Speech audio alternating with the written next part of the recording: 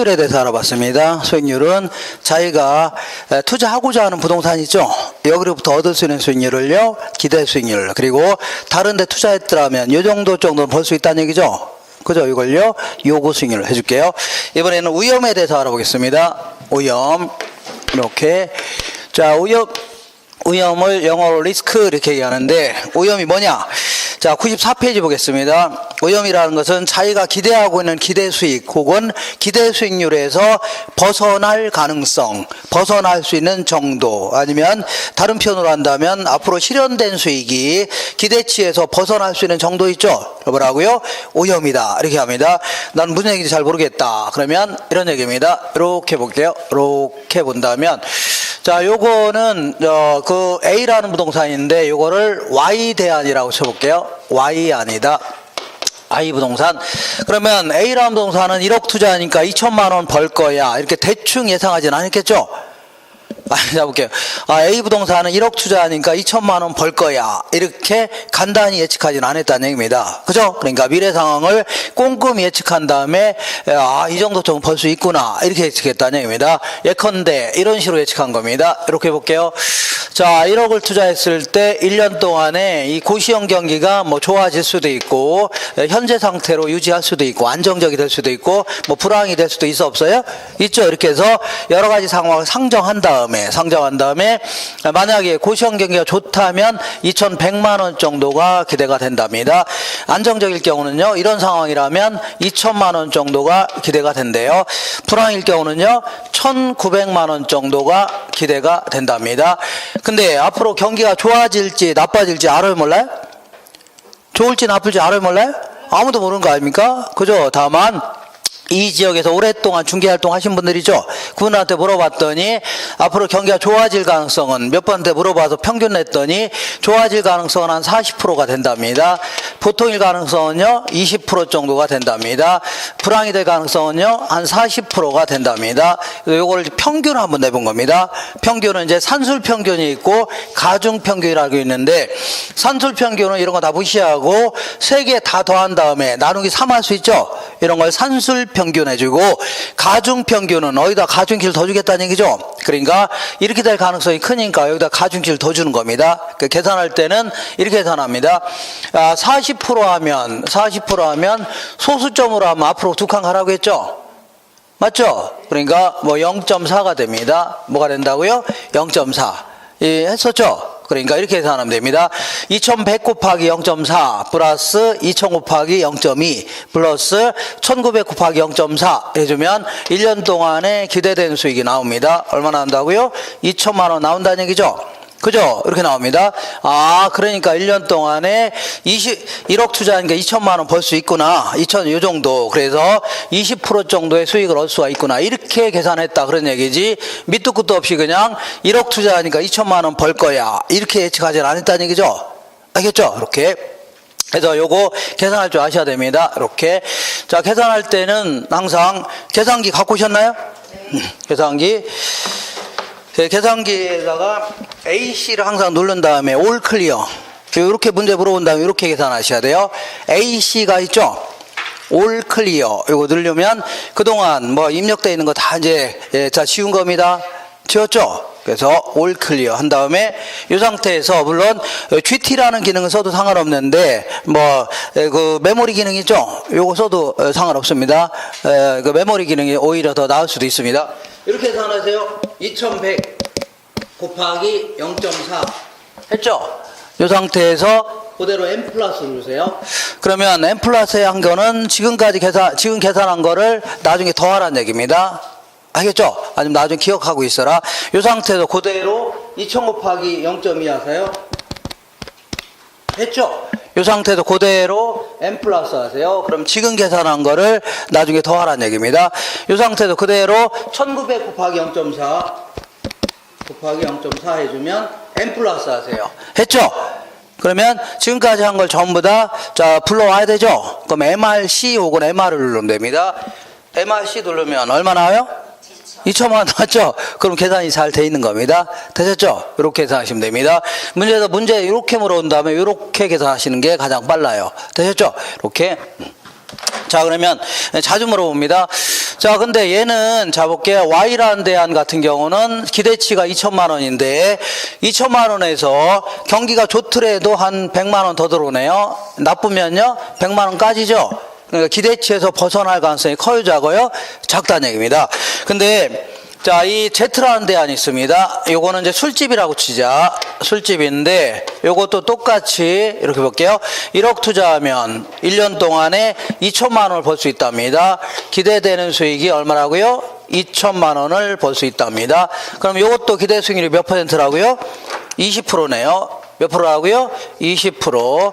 근데 얘는 어떻게 계산한 거냐면 이렇게 계산한 겁니다.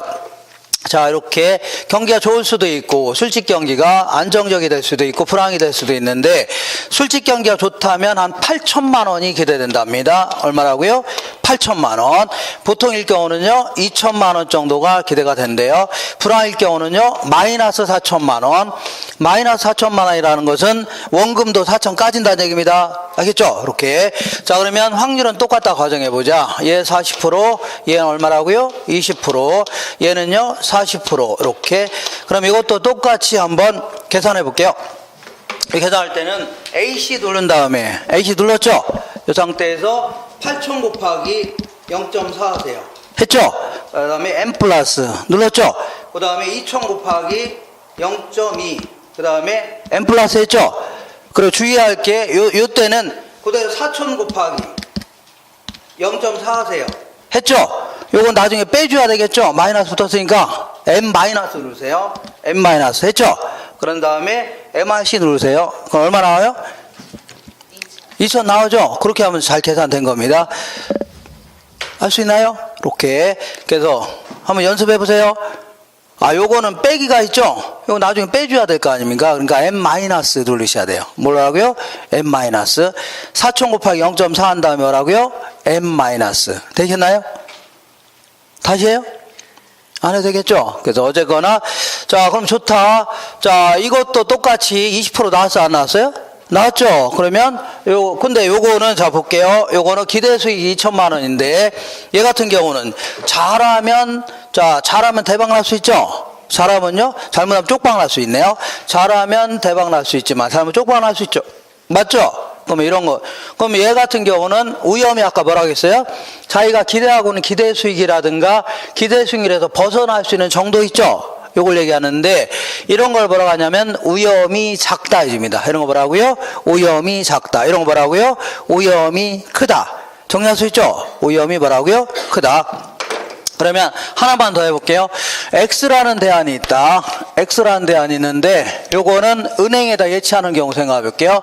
은행에다 1억을 예치하게 되면 1년 동안에 500만 원의 이자를 주겠다는데 보통 은행 같은 경우는 뭐 전쟁 나지 않은 이상은 못 주진 않을 겁니다. 그죠? 그러니까 100%라고 치자.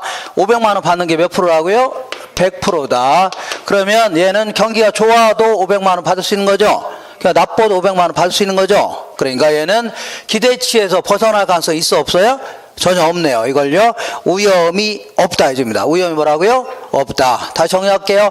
이런 거 뭐라고요? 위험이 크다. 이런 거 뭐라고요? 위험이 작다. 이런 거 뭐라고요? 위험이 없다. 그래서 위험이 전혀 없을 때의 수익률 요거 5% 요걸 무위험 수익률이다 해줍니다. 위험이 전혀 없을 때 수익률을 뭐라고요? 무위험 수익률 이렇게 갑니다. 알겠죠? 이렇게 하시고 자, 요거를 이제 계산하는 문제가 이제 문제에서 이렇게 물어보기도 하고 정리할 수 있죠? 이렇게 위험의 정의를 정확히 할 줄 아셔야 됩니다. 정확히 알아야 돼요. 자, 그러니까 어떤 사람 자꾸 위험이라는 게 손해보는 것만 생각하는데 크게 이익 볼 가능성 있죠? 이거 다 합친 걸 뭐라고요? 위험이라는 겁니다. 자, 문제에서 이렇게 물어볼 수도 있지만 자, 이렇게 물어보기도 하지만 이렇게 물어볼 수도 있습니다. 각 상황하의 수익률이 바로 주어지는 경우도 있습니다. 예컨대 자 1억 투자했을 때 경기가 호황이라면 2,100만 원 벌 수 있죠? 그러니까 몇 프로 벌 수 있다고요? 21%를 벌 수 있네요. 이렇게. 그 다음에 보통일 경우는 2천만 원 벌 수 있죠? 그러니까 몇 프로 벌 수 있다고요? 20%를 벌 수 있네요. 안정적이라면. 그 다음에 불황일 경우는 1,900만 원 있죠? 그러니까 19%를 벌 수 있네요. 이렇게 해서 곧바로 각 상황의 수익률이 주어지는 경우 있죠. 이런 경우에는 계산을 어떻게 하냐면 21% 곱하기 0.4 플러스 20% 곱하기 얼마라고요? 0.2 플러스 19% 곱하기 0.4 해주면 됩니다. 계산해 볼게요. 계산. 자, 전부 AC 올 클리어 이렇게 누른 다음에 자, 21 곱하기 0.4 하세요. 했죠? 그 다음에 M 플러스 누르세요. 했죠? 그 다음에 20 곱하기 0.2 했죠? 이 상태에서 M 플러스 그 다음에 19 곱하기 0.4 M 플러스 했죠? 그럼 지금까지 한 거 불러와야 되겠죠? 그러니까 MRC 누르면 됩니다. 얼마 나와요? 20 나왔으면 제대로 나온 겁니다. 20 나올 수밖에 없는 겁니다. 이렇게 해서 계산 문제가 이렇게 나올 경우는 곧바로 계산하는 게 빠릅니다. 되셨죠? 그래서 이거 자주 물어보니까 할 줄 아셔야 돼요. 이따가 한 번 더 할 겁니다. 그리고 오염은 이런 걸 보라고요. 오염이 크다. 이런 걸 보라고요. 오염이 작다. 이렇게 얘기하는데 이것도 분산이라든가 표준 편차로 측정이 가능합니다. 뭘 가능하다고요? 분산과 표준 편차로 측정이 가능한데 요거까지 지금 했다가는 다음 주부터 안 나오시려고 할 것 같아서 그래서 자 요거는 뭐 아주 자주 안 물어봅니다. 요건 아주 자주 물어보는데 요건 자주 안 물어보니까 요거는 3월 달에 해도 상관없습니다. 언제 한다고요? 3월 달. 어쨌거나 이렇게 이런 걸 보라고요. 오염이 크다 이것만 아시고 이런 걸 보라고요. 오염이 작다. 이런 오염이 없다 정도 하시면 됩니다. 되셨죠? 이렇게 정리하시면 됩니다. 자, 그러면 다시 한번 해볼게요. 다시 한번 이렇게.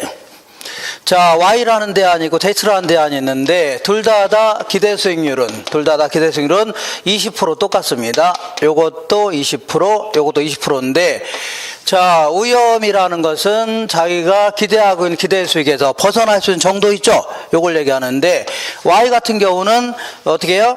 기대치에서 벗어날 수 있는 크진 않았죠, 이렇게. 그죠? 근데 얘 같은 경우는 잘하면 대박, 잘하면 쪽박 날 수 있다는 얘기죠? 이렇게.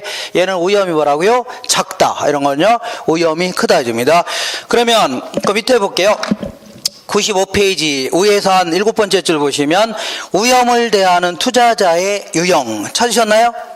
그죠? 이때 크게는 세 가지 형태로 구분할 수 있습니다. 사람들마다 오염 회피형이라는 게 있고 이걸 오염 혐오형 이렇게 얘기합니다. 오염 중립형 그리고요 오염 추구형 혹은 오염 선호형 이렇게 얘기하는데 사람들마다 투자자의 유형은 크게 이제 세 가지 형태가 있을 수가 있는데 얘를 뭐라고요? 오염 회피형 투자자, 얘는요 오염 추구형 혹은 오염 선호형 해줍니다. 얘는요 오염 중립형 이렇게 얘기하는데 자, 오염 회피형은 이런 얘기입니다. 다른 조건이 동일하다는 가정이 있다면 뭐라고요? 다른 조건이 동일하다. 그 얘기는 기대치가 동일하다는 얘기입니다. 뭐가 동일하다고요? 기대치가 동일하다면 가능하면 오염이 작은 놈을 선택하려는 사람 있죠? 이런 사람을요 오염 회피형 혹은요 오염 혐오형. 혐오가 뭐야? 싫어한다는 얘기죠. 그러니까 오염 혐오형이라고 해서 무조건 오염 있는 걸 투자하지 않겠다 그런 얘기 아닙니다. 상대적으로 기대치가 동일하다면 가능하면요 오염이 작은 놈을 선택하겠다 그런 얘기입니다. 알겠죠? 그러면 오염 추구형은 뭐냐? 오염 추구형은 다른 조건이 동일하다는 가정이 있다면 뭐라고요? 동일하다는 가정이 있다면 가능하면 오염이 큰 놈을 선택하는 사람이 있죠. 이런 사람을요 오염 선호형이다 아니면요 오염 추구형이라는 겁니다. 잘하면 대박, 잘하면 쪽박 나는 거 있죠? 그죠? 인생 한 번 사는 거 잘하면 대박 나지 잘못하면요 그지가 되겠다는 얘기죠. 이런 식으로 이런 걸요 오염 추구형이다. 그러면 오염 중립형은 뭐냐? 오염과는 전혀 상관없이 무조건 기대 수익률 있죠? 기대치가 큰 놈만 가지고 선택하려는 사람을요 오염 중립형이라는 겁니다. 되셨죠? 근데 여기서 이제 주의할 게 있는데 자, 우리 같은 사람은 모두 합리적 인간을 가정합니다. 무슨 인간을 가정한다고요? 합리적 인간을 가정한다면 어떤 사람은 합리적 인간을 가정한다면 모든 사람은 오염 회피형 투자자를 가정합니다. 뭘 가정한다고요? 오염 회피형이면 기대치가 동일하다는 가정이 있다면 뭐 가정하다고요? 기대치가 동일하다면 자기가 기대하는 정도가 딱 들어왔으면 딱 좋겠죠? 굳이 벗어나는 걸 좋아해요? 안 좋아해요? 안 좋아한다는 얘기입니다. 알겠죠? 내가 몇 퍼센트 어느 정도를 몇 천만 원 기대하면 그 정도가 딱 들어왔으면 좋겠죠? 굳이 그걸 벗어난 걸 좋아해요? 안 좋아해요? 안 좋아한다입니다. 알겠죠? 그러면 실질적 의미의 오염 추구형은 누구냐? 누굴 가정하냐면 비합리적 인간을 가정합니다. 비합리적이라는 표현 자체가 다른 표현을 한다면 또라이 있죠? 또라이라는 거 이런 사람을 가정하는데 이런 사람은 도박하는 사람을 가정하는 겁니다. 어떤 사람이라고요? 도박. 이런 사람들은 아주 큰 수익을 얻으려고 아주 큰 위험도 부담하겠다는 얘기죠. 이런 사람을요, 오염 추구형이라는 겁니다. 그러니까, 자, 우리 그 개그맨이라든가 이런 사람들 보면은 도박하다가 방송국에서 쫓겨난 사람 있죠? 신정환 이런 애들 들어보셨나요? 이런 애들이 무슨 조그만 수익을 얻으려고 도박한 건 아니겠죠? 아주 큰 수익을 얻으려고 자 방송가에서 쫓겨날 각오도 하는 거 아닙니까? 이런 사람을 뭐라고요? 오염 추구형이라는 겁니다. 뭐라고요? 오염 추구형. 그러니까 우리는 이 비합리적 인간을 가정하는 게 아닙니다. 다 누구를 가정한다고요? 오염 회피형, 합리적 인간을 가정하면서 기대치가 동일하다면, 가능하면요, 오염이 작은 놈을 선택하겠다는 얘기죠. 이런 사람을 가정하는 겁니다. 정리할 수 있나요? 자, 다시 한번 해볼게요. 모든 사람은 뭘 가정한다고요? 합리적 인간을 가정한다면, 기대치가 동일하다면, 가능하면요, 오염이 작은 놈을 선택하는 사람이 있죠. 이런 사람을 가정하는 겁니다. 정리할 수 있죠? 투자론 전부 다 합리적 인간을 가정한다. 정리하시고. 자, 이번에는, 지금까지는, 다시 해볼게요. 지금까지는 이제 고시원 사업, 여기다 이제 고시원 사업 하려고 합니다.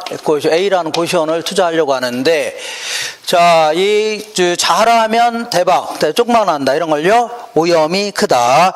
잘해도 조금 더 들어오고, 조금 까진다는 얘기죠. 이걸요, 오염이 작다 해줍니다. 알겠죠? 그럼 지금까지는 오염이 크다, 작다, 이런 것만 얘기했지, 무슨 이유 때문에 오염이 커지고 작아지냐, 이런 얘기는 안 했죠?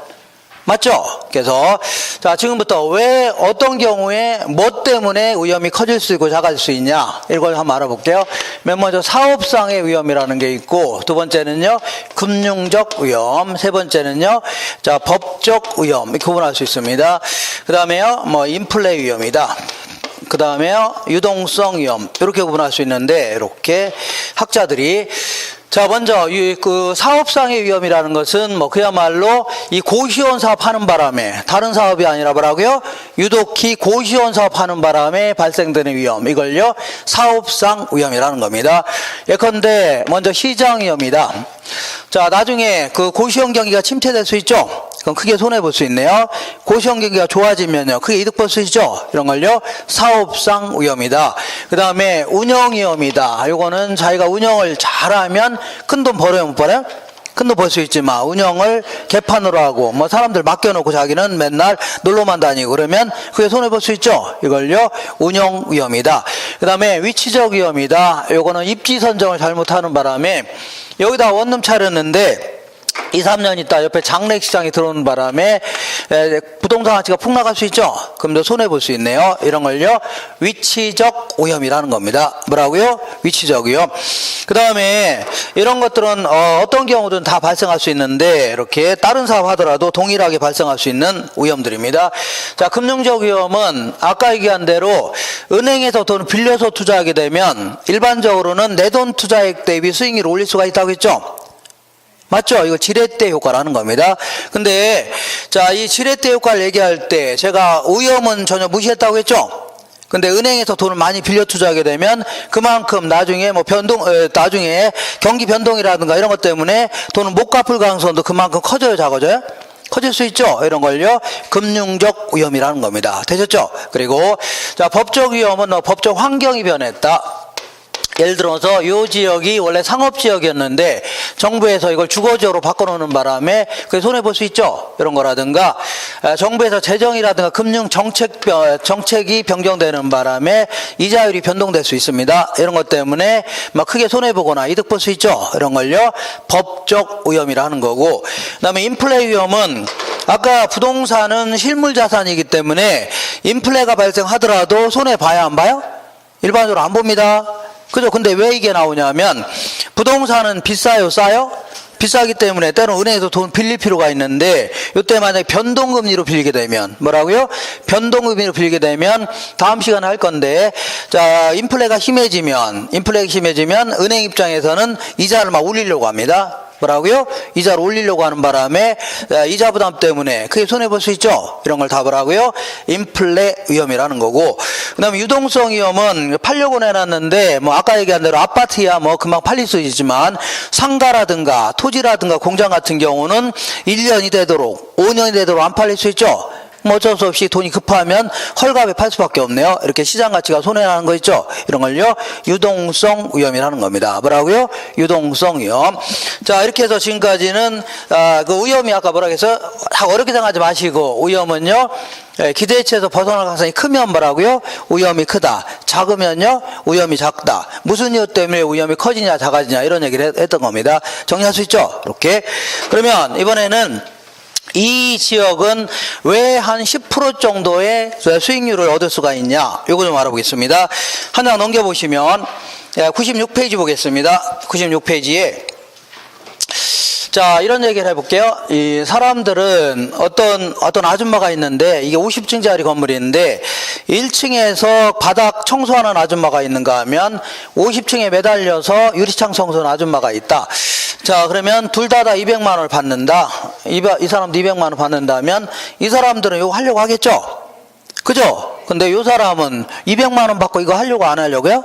잘못 자기 떨어져서 죽을 수도 있는 거 아닙니까? 그러니까 한 500원 받아야 할 수도 있죠. 이런 식으로 사람들은 알게 모르게 위험이 커지면 그에 상응하는 자꾸 높은 수익을 요구할 수밖에 없는 겁니다. 되셨죠? 요게 이제 실질적인 요구 수익률의 정체다 생각하시면 됩니다. 자, 그러면 이건 전부 다 이제 그 재무 관리라는 파트에서 나온 용어들인데 은행권에서 형성되어 있는 이자율이 한 3%라고 간주해보자.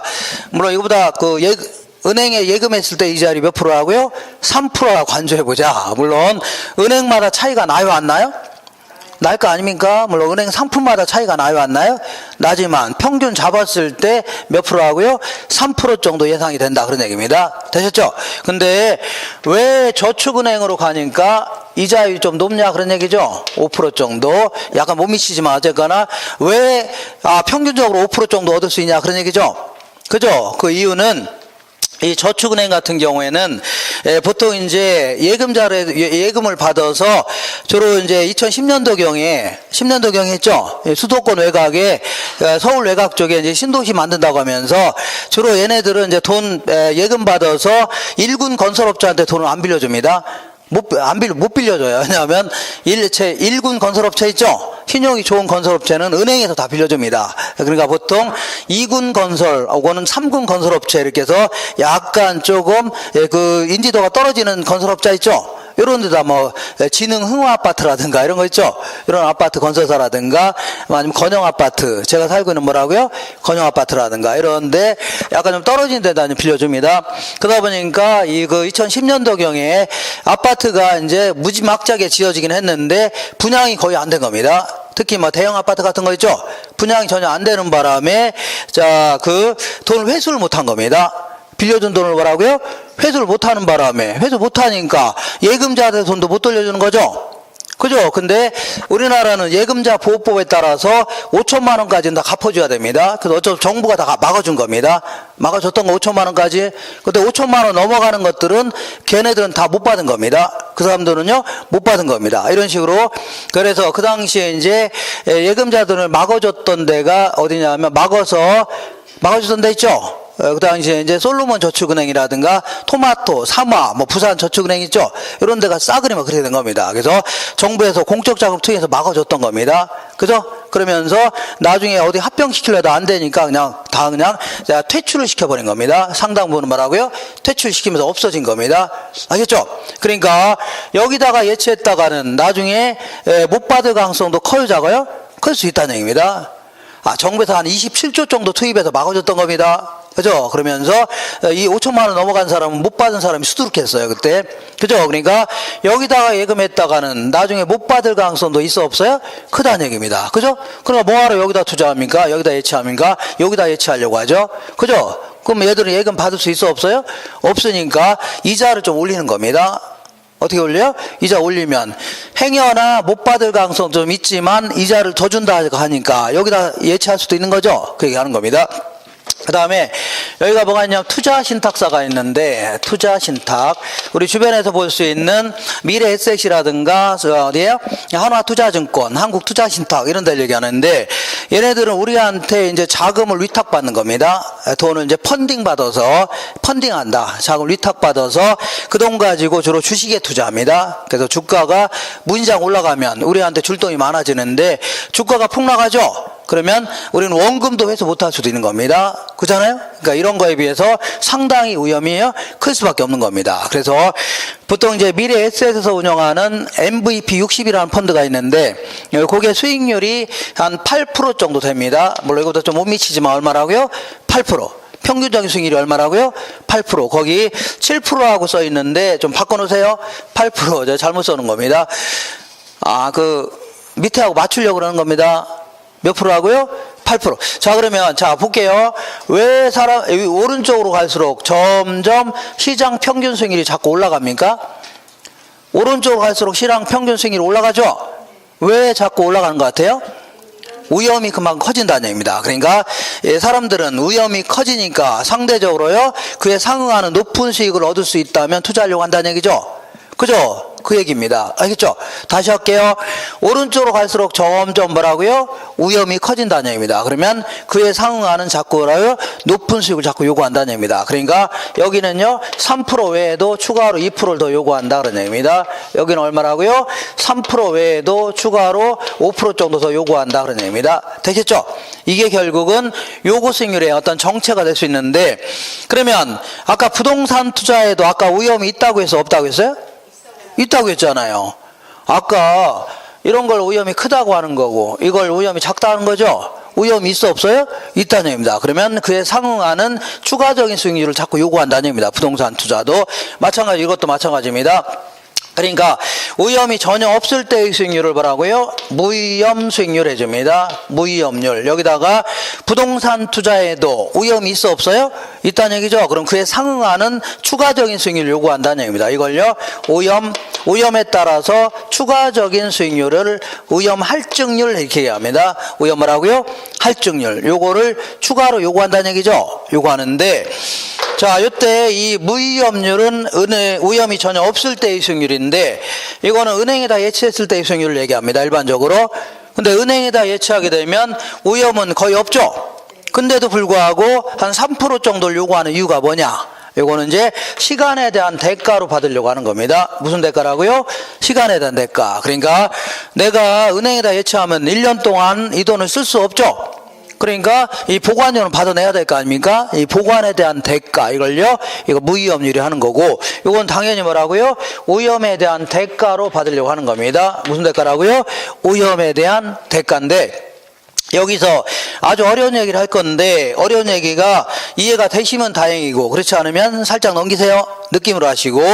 근데 요 위험은 내가 부동산 투자를 잘해서 아니면 못해서 생기는 위험이 있죠. 내가 잘하면 큰 돈 벌고, 잘하면 큰 돈, 적은 돈 벌 수 있죠. 예를 들어 내가 운영을 잘하면 큰 돈 벌어요, 못 벌어요? 큰 돈 벌 수 있죠. 운영을 개판으로 하면요, 크게 손해 볼 수 있죠. 그리고 아까 입지를 잘 선정하면 큰 돈 벌 수 있는 거죠. 입지를 잘못 선정하면 크게 손해 볼 수 있는 거 아닙니까? 근데 요거는 지가 잘해서 못해서 생기는 위험이죠. 아닌가요? 지가 잘해서 못해 생긴 위험 아니까? 지가 운영을 잘하거나 못하거나 입지를 잘 선정하거나 이런 거 아닙니까? 근데 여기서는 자기가 잘해서 못해서가 아니라 나하고는 상관없이 이 지역에 있는 모든 고시원들에게 공통적으로 영향을 미치는 위험이 있다는 얘기입니다. 예를 들어서, 자, 이 정부가 공무원을 대폭 축소하기로 했다. 그러면 전체적으로 떨어져 안 떨어져? 떨어질 수 있죠. 공무원을 대폭 확대하기로 했다. 그러면 전체로 올라갈 수 있죠. 그죠? 이런 거를, 이걸 잠깐, 이게 투자론, 포트폴리오 이론을 좀 공부했어야 되는데, 이걸요, 체계적 위험이다. 이렇게 표현합니다. 무슨 위험이라고요? 체계. 나랑은 상관없이 이 지역에 있는 모든 부동산에 공이 영향을 미치는 위험이 있죠? 이걸 뭐라고요? 체계적 위험이다. 자, 보세요. 이 저축은행은, 자, 그 위험이 커지죠? 저축은행 위험이 커요, 작아요? 은행보다 크죠? 이게 내가 잘해서 못해서 생긴 위험이에요? 그건 아니죠.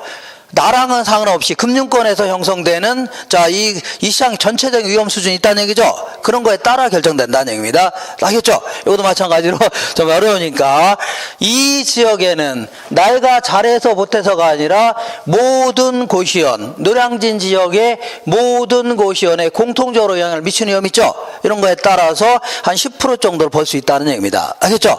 근데 얘는 이거 이상 얻을 수 있으니까 당연히 여기다 투자하려고 하겠네요. 되셨죠? 예, 말이 약간 어려우니까 그냥 이건 무슨 위험이라고요? 시장 전체에서의 어떤 체계적 위험 수준이다 정리하시고. 그런데 앞으로 인플레이션이 예상된다. 인플레이션이 예상되면 화폐 가치가 오른다고 해서 떨어진다고 했어요? 떨어진다고 했죠? 떨어진다고 했죠. 그런데도 불구하고 요만큼만 받으면 투자자가 손해보겠네요. 그래서 만약에 인플레이션이 예상된다면, 예상되는 인플레이로 있다면 요것도 추가로 받아내려고 하겠네요. 요거는 이제 누가 얘기했냐면 피셔라는 사람이 얘기했다 해서 이걸요 피셔의 효과다 해줍니다. 무슨 효과라고요?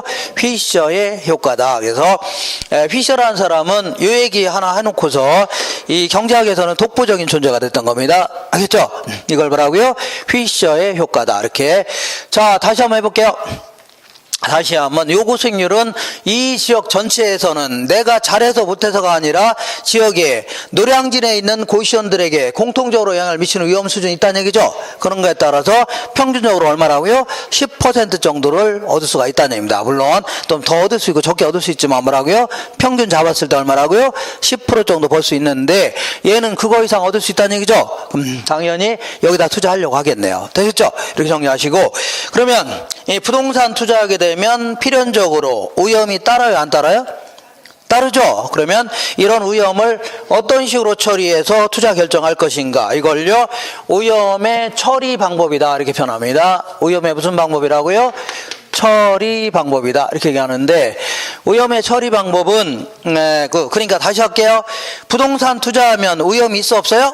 있는데 이런 위험을 어떤 형태로 반영해서 투자 결정할 것인가, 이걸요 위험의 처리 방법이라는데, 그 중에서 1등이 뭐냐면 98페이지 볼게요. 98페이지 딱 중간에 보니까 위험조정 할인율법 있어 없어요?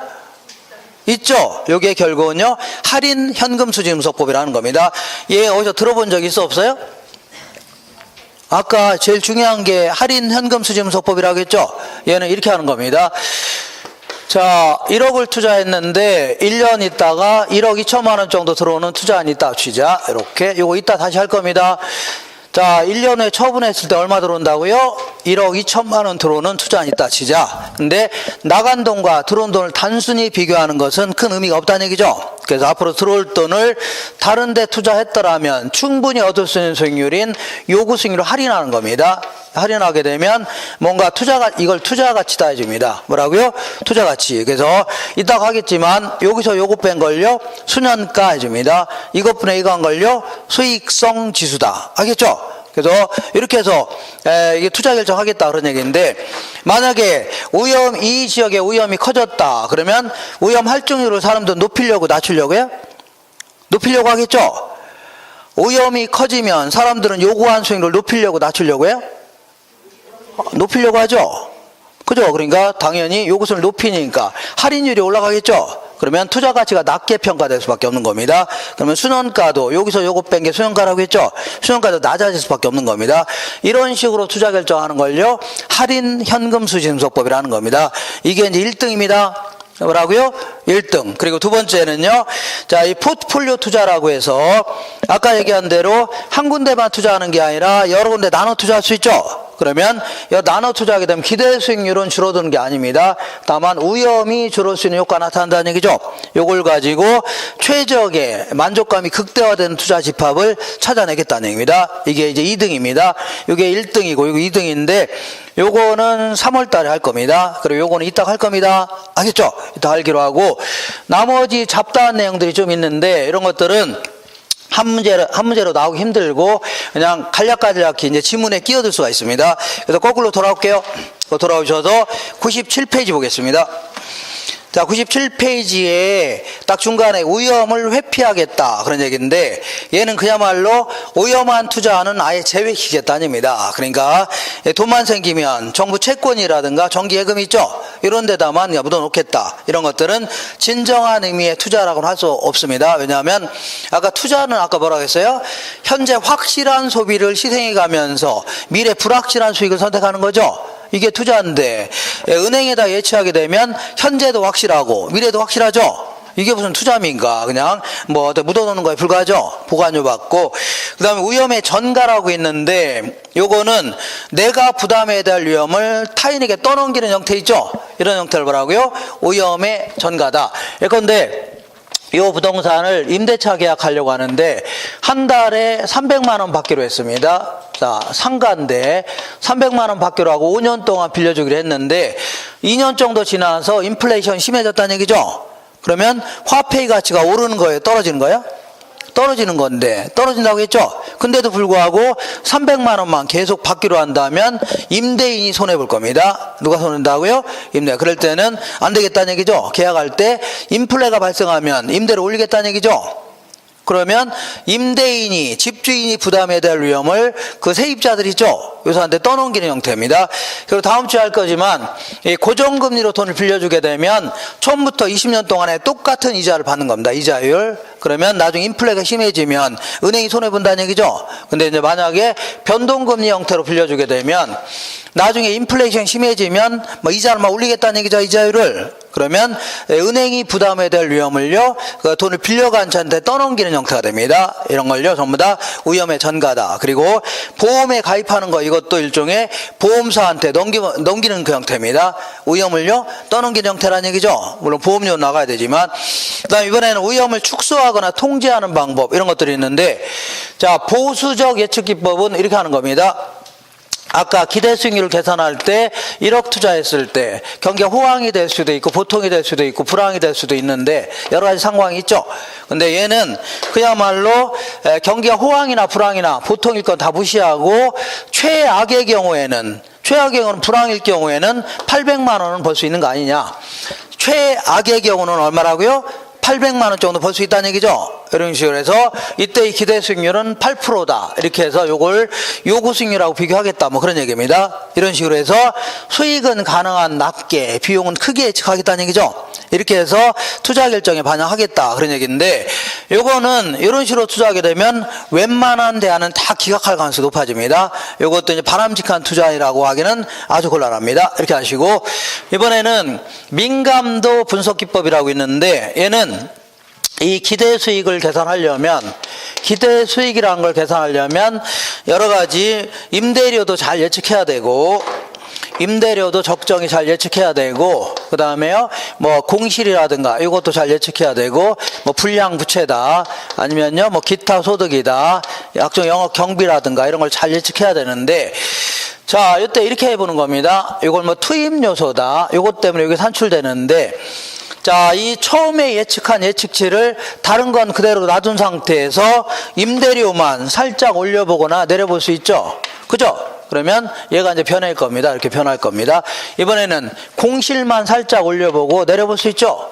그럼 얘가 변해야 안 변해? 변할 수 있죠. 이런 식으로 하나하나 약간 변형시키고 하나하나 뭐라고요? 움직여 보는 겁니다. 이때 만약에 공실이 가장 크게 변화가 있다는 얘기죠. 그러면 이 공실이 아무래도 위험이 요것 때문에 위험이 커질 가능성이 가장 크다는 얘기입니다.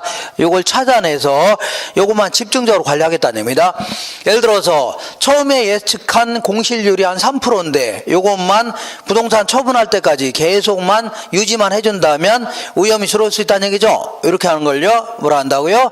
이거를 자, 이 민감도 분석이다 해줍니다. 정리할 수 있죠? 자세히 안 물어봅니다. 느낌으로 빌 아시나요? 빌로 한 장 넘겨볼게요. 이번에는 평균 분산 결정법이라고 있는데 여기서 평균은 기대 수익률을 얘기합니다. 평균은 뭘 얘기한다고요? 기대 수익률. 그리고 분산은 위험을 얘기합니다. 분산은 뭘 얘기한다고요? 위험. 그래서 3월 달에 이것도 위험도 분산이나 표준 편차로 측정이 가능합니다. 그래서 얘는 이제 이렇게 해서 기대 수익률과 위험을 하나의 그 그래프에다 집어넣어 보는 겁니다. 이렇게. 그래서 이렇게 집어넣는 다음에 요거는 10%, 20%, 30%라 치자. 10%, 20%, 30% 전부 다 백분율입니다. 자, 30% 이렇게. 얘는요, 이렇게 할게요. 5%, 이거는요, 뭐 10% 이렇게, 10% 이렇게 해볼게요. 일단 하나하나 이제 평면에 집어넣는 겁니다. 먼저 A 부동산 같은 경우는 기대 수익률 30%, 오염은 10%네요. 요거니까 여기에 A가 찍히네요. 이렇게 딱 찍어보는 겁니다. 그 다음에 B라는 부동산은요, 자, 10%, 10%네요. 10%, 10% 여기에 찍히네요. B라는 부동산. 그 다음에 C라는 부동산은요, 20%, 5%네요. 20%, 5%. 여기가 이제 C 부동산이 찍히고, 자, D라는 부동산은요, 20%, 그 다음에 뭐 이 정도 되네요. D라는 부동산. 이렇게 해서 다 찍어보는 거죠. 이 상태에서, 아까 우리는 모든 사람은 합리적 인간을 가정합니다. 뭘 가정한다고요? 합리적이기 때문에 오염 회피형 투자자를 가정합니다. 누굴 가정한다고요? 오염 회피형. 그래서 오염 회피형 투자자가 뭐냐면 오염이 동일하다면, 기대치가 동일하다면, 가능하면요 오염이 작은 놈을 선택하겠다는 얘기입니다. 그럼 거꾸로 한다면 오염이 동일하다면요 기대치가 높은 거 있죠? 요걸 선택하겠다는 얘기입니다. 알겠죠? 이렇게. 그러면 자, 먼저 C하고 D를 볼게요. 얘는 둘 다 기대 수익률이 같죠? 같죠? 같은데, 자, C보다는 D가 오염이 작죠? 그러니까 얘를 기각하고 얘를 선택하겠다는 얘기입니다. 아시죠? 그 다음에 이번에는 A하고 B를 보면 둘 다 오염은 같죠? 같은데 B보다는 A가 기대치가 높죠? 그러니까 얘를 기억하고 얘를 선택하겠다 그런 얘기입니다. 아시죠? 자, 지금부터 자, C는 D 같은 걸 지배한다 표현합니다. C는 여기를 뭐라고요? 지배한다. 그 다음에 A는 B 같은 걸 어떻다고요? 지배한다 입니다. 아시죠? 이렇게 해서 이런 걸 구입하겠다 그런 얘기입니다. 근데 여기는 결정적인 문제점이 있는데 뭐가 문제냐면 그러면 둘 중에 하나를 선택해라 이렇게 나온다면 둘 중에 하나를 선택하라 그러면 A는 C에 비해서 오염도 크죠? 기대치도 없죠? 그러면 평균 분산 결정법으로는 그 분석이 불가능해집니다. 그죠? 요거 문제가 되네요. 그래서 이런 경우에 대비해서 이제 변이계수라는 걸 활용할 수 있는데 이 변이계수는 기대 수익률분의 오염 이렇게 얘기한 겁니다. 기대 수익률분의 오염. 그러면 A하고 C를 계산해 볼게요. A하고 C를 계산해 본다면 A는 기대 수익률이 얼마요? 30%. 오염은요 10%네요. 그럼 이거 계산하면 0.33 이렇게 나옵니다. 이게 의미하는 게 뭐냐면 기대 수익률 1%당 오염 얼마라고요? 0.33%라는 얘기입니다.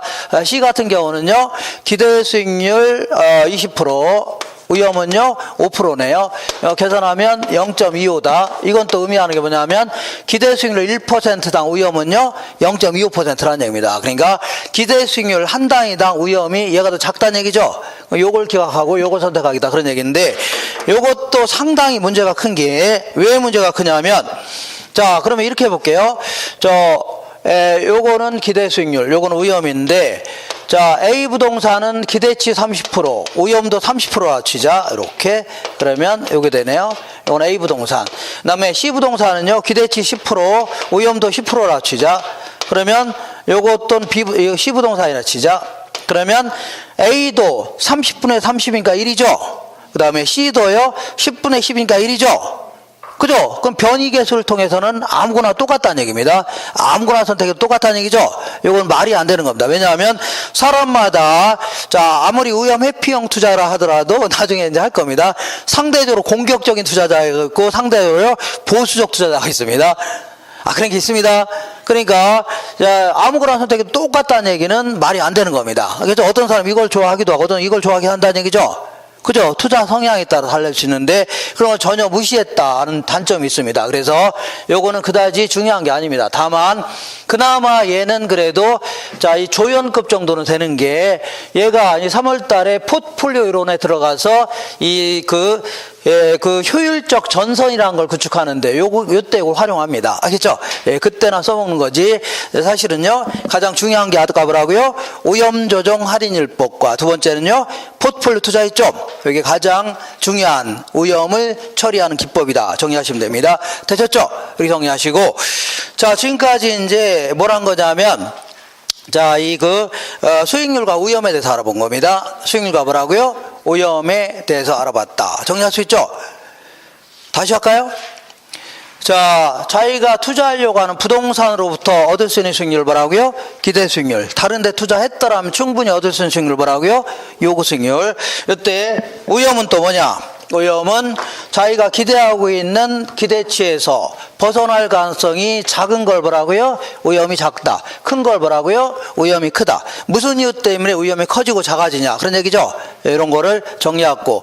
근데 이 지역은 왜 한 10% 정도가 형성되어 있냐면 이 지역에는 나랑은 상관없는 오염 수준이 있어 없어요? 있다는 겁니다. 거기에 따라서 10% 정도 얻을 수 있다는 얘기입니다. 끝. 디엔드.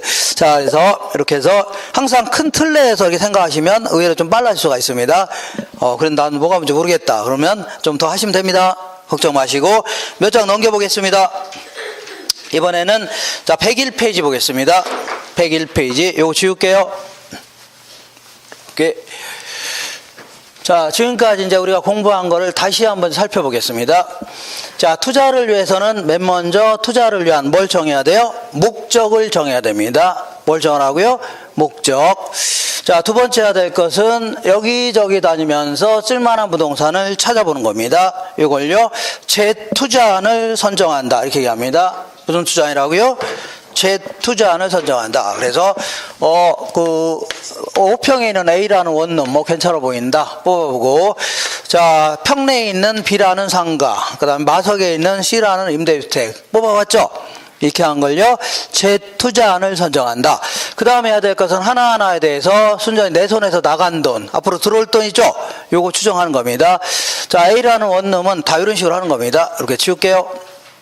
얘는 이렇게 생겼습니다. 이렇게. 자, 총 5층짜리예요. 5층짜리 4칸 이렇게 되어 있습니다. 그래서 이렇게 보겠습니다. 총 8억에 나와 있는데 8억. 우리 투자론에서는 내 돈 투자액을 뭐라 한다고요? 지분 투자액이다. 은행에서 빌린 돈을요, 저당 투자액. 정리할 수 있죠? 이렇게. 그러면 내 돈은 아까 얼마밖에 없다고 했어요? 5억밖에 없다. 이거 시험에 나옵니다. 얼마밖에 없냐? 이렇게. 그러면 은행에서 얼마 빌려야 돼? 안 빌려야 돼요? 3억을 빌려야 되겠네요. 이렇게. 그리고 이 사람은 뭐 죽을 때까지 원룸 사업 하겠다. 그게 아니라 한 5년 정도 운영하다가 좀 처분할 목적이 있습니다. 5년 동안 운영하다가 처분할 목적이 있다. 1년, 2년, 3년, 4년, 5년 정도. 자, 그러면 자, 순전히 5년 동안에 걸쳐서 내 손에서 나가는 돈 있죠?